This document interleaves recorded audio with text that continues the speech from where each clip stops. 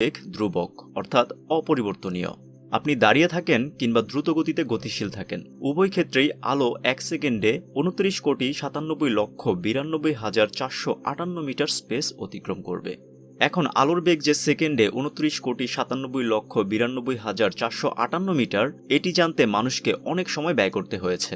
তাছাড়া আলোর একটি নির্দিষ্ট বেগ নির্ধারণ করা বিভিন্ন দিক থেকে গুরুত্বপূর্ণ ছিল, কারণ বর্তমানে আলোর বেগের মাধ্যমেই দৈর্ঘ্যের একক মিটারকে সংজ্ঞায়িত করা হয় এবং এর প্রেক্ষিতেই সময়ের একক সেকেন্ডকেও নতুনভাবে সংজ্ঞায়িত করার প্রয়োজন হয়েছিল। তাছাড়া বর্তমান প্রযুক্তির মূল ভিত্তি ম্যাক্সওয়েলের এই 4টি সমীকরণ থেকে আলো সম্পর্কে অনেক গুরুত্বপূর্ণ তথ্য পাওয়া যায়। সেই সাথে আলোর বেগের আরেকটি আশ্চর্য বিষয় হচ্ছে, আপনি কখনোই আলোর একমুখী গতির মাধ্যমে আলোর বেগ নির্ণয় করতে পারবেন না। অর্থাৎ আলো এক স্থান থেকে অন্য স্থানে মুহূর্তেই চলে আসতে পারে, এমন কথা কেউ বললে কথাটিকে একদম উড়িয়ে দেওয়া যৌক্তিক হবে না। সে সাথে আপনি চাইলেই বাড়িতে বসেই আলোর বেগ নির্ণয় করতে পারবেন।